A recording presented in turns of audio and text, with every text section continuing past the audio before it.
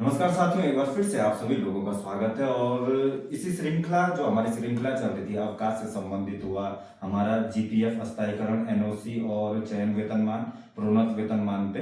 तो आज हम इस पे डिस्कशन करेंगे। और आप लोगों ने जो पिछली वीडियो देखी थी उसमें हमारे सुरेंद्र शेखर भाई जी ने काफी कुछ हमें बताया था इस फील्ड के बारे में। तो आज फिर से सुरेंद्र सर का हम स्वागत करते हैं और आपका बहुत बहुत धन्यवाद। आप जो हमारे चैनल पर आते रहते हो तो इसके लिए बहुत बहुत धन्यवाद।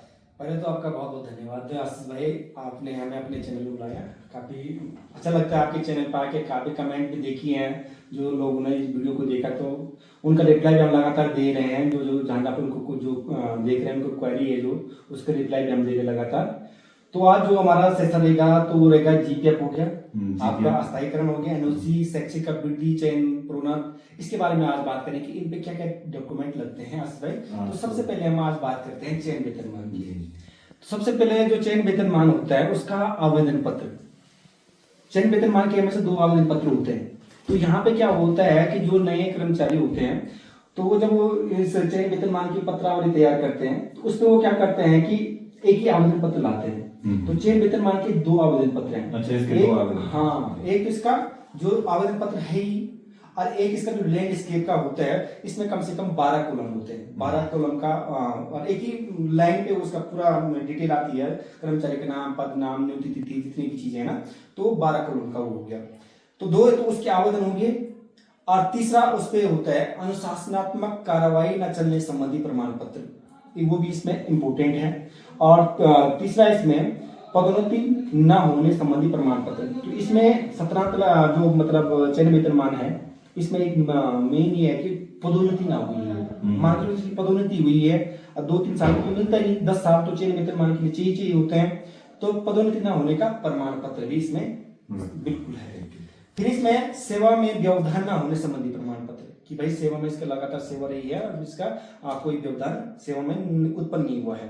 फिर प्रतिकूल प्रविष्टि ना होने संबंधी प्रमाण पत्र, तो कि कोई किसी प्रकार की प्रतिकूल प्रविष्टि इनको मिली नहीं है। फिर अवैतनिक अवकाश पर न रहने संबंधी प्रमाण पत्र कि ये आज तक किसी भी अवैतनिक अवकाश पर नहीं रहे हैं। फिर मान्य न्यायालय में प्रमाण पत्र हो गया। सत्यनिष्ठा संबंधी प्रमाण पत्र ये भी जरूरी होता है। और इसमें जो मेन है नियुक्ति आदेश, नियुक्ति आदेश इसमें लगता है।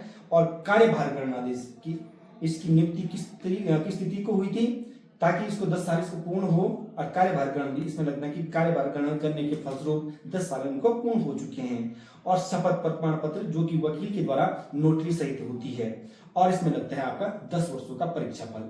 तो ये 13 चीजें हैं और 13 चीजों का एक संकलित फाइल आती है और ये 2 प्रतियों में आएगी। अच्छा, तो जो चयन की जो पत्रावली है इस पे शेखर सर ने हमें बता दिया है कि किस तरह से जो पत्रावली होती है, डॉक्यूमेंट्री होती है, ये तो इस तरह से है। लेकिन जो चयन वेतनमान है ये ऑनलाइन जब हम एफएमएस में करते हैं तो मैंने उस पर एक वीडियो बना रखी है कि कैसे हम चयन वेतनमान को क्या क्या प्रोसेस है उसका। तो आप ये वीडियो जरूर देखें, उसको ऑनलाइन बना रखी है। तो शेखर सर, मैं एक दूसरी चीज पूछना चाह रहा हूँ जिसकी क्वेरी बहुत सारी आती है कि प्रोन्नत वेतनमान पे भी, जैसे आपने चयन वेतनमान पे पत्रावली बताई थी, इसी तरह से आप प्रोन्नत वेतनमान पे भी पत्रावली बताने का कष्ट करें थोड़ा सा। इसके बाद क्या होता है कि जब चयन मिल गया तो चयन के बाद प्रोन्नत मिलता है अध्यापक को।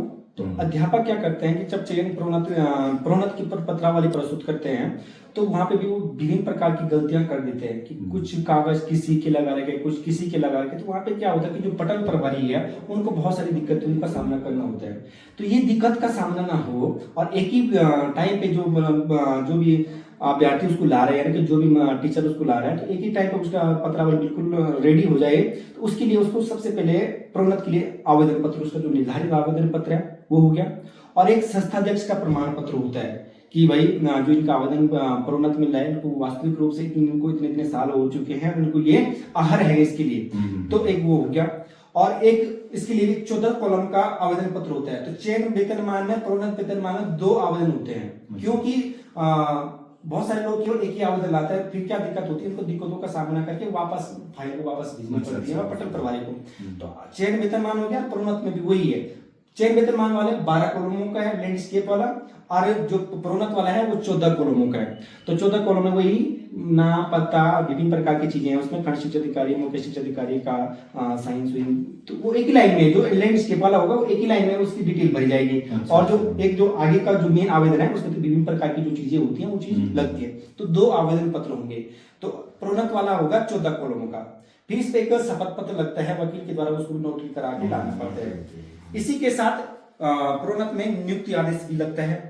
नियुक्ति आदेश के साथ साथ कार्यभार ग्रहणादेश लगता है, और ये जरूरी लगता है चयन वेतनमान की स्वीकृति आदेश, कि भाई इसको चयन वेतनमान कब मिला था, कब इनको स्वीकृति मिली थी चयन वेतनमान की, तो उस स्थिति से तब क्या वो इस चीज के लिए अर्ह है इसके, तो इसलिए चयन वेतनमान की स्वीकृति आदेश भी इसमें लगता है। इसी के साथ साथ 10 वर्षों का परीक्षा फल इसमें लगता है। और फिर प्रतिकूल प्रविष्टि हो गया, अवैधिक न रहने का प्रमाण पत्र हो गया, मान्य न्यायालय में वाद न चलने संबंधी प्रमाण पत्र, अनुशासनात्मक कार्रवाई न चलने का प्रमाण पत्र, पदोन्नति न मिलने संबंधी प्रमाण पत्र, और सेवा में व्यवधान उत्पन्न होने का प्रमाण पत्र, सत्यनिष्ठा संबंधी प्रमाण पत्र। तो ये कम से कम 4-5 प्रकार के प्रमाण पत्र हैं, इनको लगा के अब 2 पत्रावली इसकी आती है, 2 फाइलें होगी। एक तो आपकी विद्यालय में रहेगी, एक आपका खंड स्तर पर रहेगा, एक आगे जो आगे जानी है, यानी 3 एक बंदे की 3 फाइलें बनती है। विद्यालय स्तर पर एक हो गया, एक खंड स्तर के लिए, और एक मुख्य शिक्षा अधिकारी के स्तर के लिए, 3 फाइलें बनेगी। तो ये कुछ इस प्रकार से।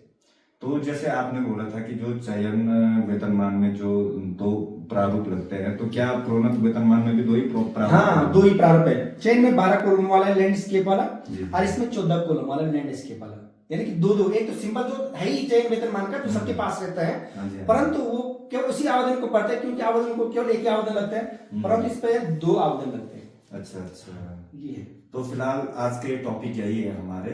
तो जो भी कमेंट होंगे वो शेखर सर के द्वारा दिए जाएंगे, जो भी आप लोगों की क्वेरी होंगी। तो प्लीज वीडियो को पूरा देखें, लाइक शेयर सब्सक्राइब के साथ बेल आइकन दबाना ना भूलें। धन्यवाद।